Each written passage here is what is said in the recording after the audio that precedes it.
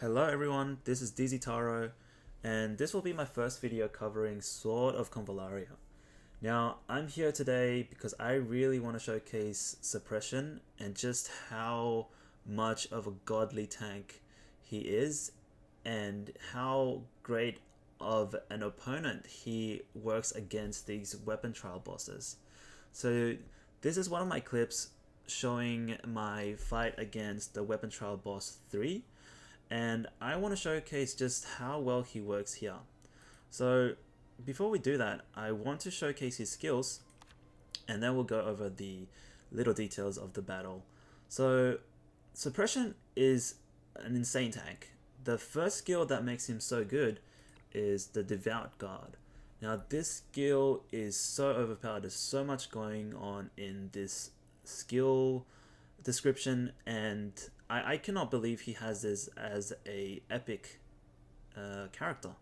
So first of all, he can dispel 3 debuffs, he can recover 40% HP, and at the same time get a physical and magical defense up of 40%. Besides that, like as if that wasn't enough, he can also take hits for any ally within 2 tiles around this character, and it will double the effect of his trait. And his trait, just to go over there and show what gets doubled, he has a trait of a magical damage taken decreased by 10%. So this will just be doubled, and he will do a preemptive attack dealing piercing damage to 40% of magical defense. Now I don't know if this also gets doubled, but if it does, it's just crazy. It's so good. Now this skill, the downside of the skill is that it's pretty heavy cost. It's 3 energy, but the nice thing is that there's no cooldown. So as long as you find a way to recover the energy, he can spam this skill as many times as you want. But the nice thing is that he has a passive skill that pretty much does that for him. So this skill is called Flagellant, and it gives him 1 stack of penance that basically just adds on top of his decreased damage taken by, in this case, 8%, and it can stack up to 3 times. And by having this buff, whenever he ends his turn, he will get an extra energy recovered. So honestly, he's just such a powerful tank. He will regen the energy he requires to proc this skill as much as he really needs for this fight, so as you'll see. And on top of that, he also has a nice reaction skill here where he will take also less magic attack. So honestly, this guy just is so strong. And yeah, an honorable mention is to Ballista, and I think Ballista is actually quite a great candidate to bring into this particular weapon trial boss, because he has a couple skills that, so for example, he does have a skill where he will create a physical shield. What is this? Yeah, he will create a physical shield, and if we don't pop this shield, he will do a pretty significantly high AoE damage. So we want to make sure we pop that, and Ballista is pretty decent at making sure that does happen. So 4 skills, the really important ones are the bottom 3 down here. So the first one I want to cover is Shattering Arrow. So whenever he does a basic attack, he will ignore 40% of target's defense. So this is already really nice. He has another passive here where after attacking, so I believe this will work for a basic and also an active attack, he will inflict physical defense down of 40% to the target for 3 turns. And that will just enable every other character to do extra DPS onto the boss. And lastly, his catapult is so good. He gains a shield break, which increases his attack by 45% when attacking an enemy with a shield. So it's such a good skill to use against the boss when he has his shield, and it makes it a lot easier to pop. Now, during this battle, you might see that I don't get the chance to use this as much, and that's because my Ballista still doesn't have the right enough gear to auto down the spawns and so he will need to use that skill for just the extra little bit of damage to make sure those die. So yeah, let's go ahead and showcase the battle. So I'm just gonna turn up the volume and show what's going on.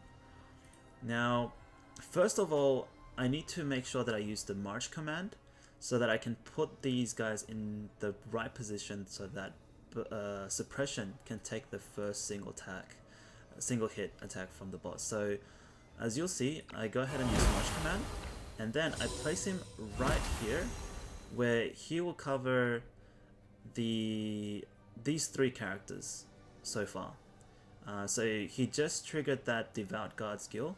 So because these 3 characters are within his range of his skill, he will be able to protect any one of them.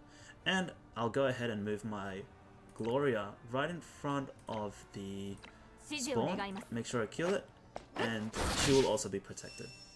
So as you'll see, the boss will take a little bit of damage, and now they swap position. So yeah, Suppression just taking the hit, almost half his health, I guess, in that one hit, but he'll recover it in no time. So the boss goes and summons some more. I'll use my call to do some DPS. Ballista as well, just make sure that thing dies. Now, my Suppression will have a debuff here where it prevents his passive from being triggered, and that's one of the first single target hits that the boss does. So what I'll end up doing is dispel that with my Angel, but I believe, yeah, because he doesn't have enough energy right now. So the first turn I will make sure that Angel will heal him first, but then after that, most likely Suppression will just be able to handle his own healing. So then I go ahead and I keep making sure that I place everyone in a range that Suppression will still be able to cover that. So they're all within 2 tiles except for Cole. Cole will just run around by herself and just make sure all the spawns are dead. But yeah, the positioning is quite key. But yeah, so this time he just decides to actually target Suppression, so that's not a problem. And we'll just go ahead and kill those spawns. Use Cole's passive where she gets a reset and can kill multiple of these spawns at once.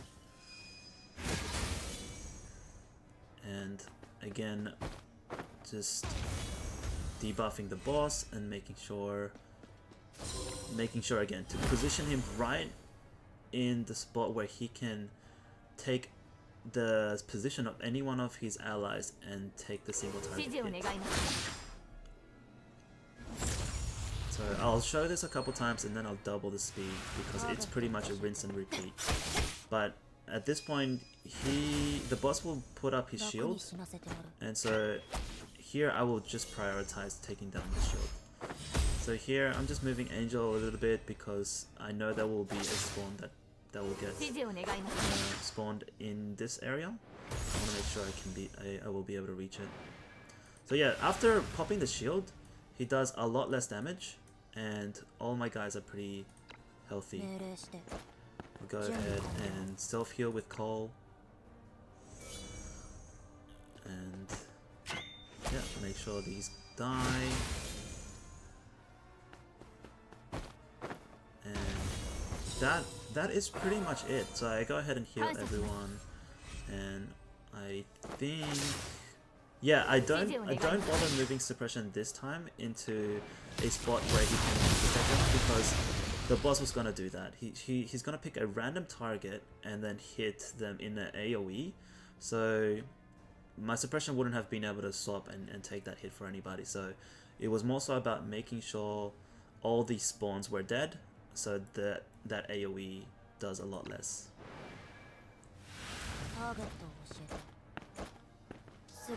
But yeah, that's pretty much it. I'm gonna double speed this because at this point it's pretty much just a repeat of everything. And here we go, he does his devout guard, places himself in the right position to cover everyone. And yeah, there we go, he changes spots and does he basically tanks that hit. So it actually does so little damage to Suppression. I think he could even ignore getting healed for like 2 or 3 turns and he'll survive those single target hits.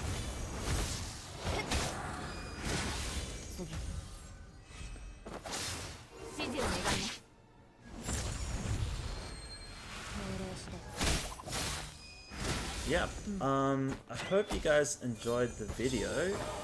I'm gonna just let it play out till the end. I'm streaming this game as much as I can on Twitch. I don't have a schedule yet because I've just started, but feel free to jump on and support.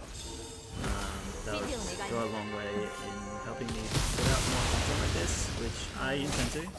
I'm hoping to find more quirky builds and some characters that not many people are using, and just show content like this.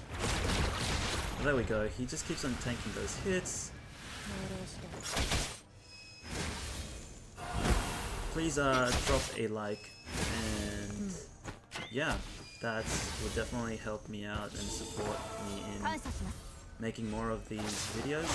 And until next time, that's all from me. Bye bye.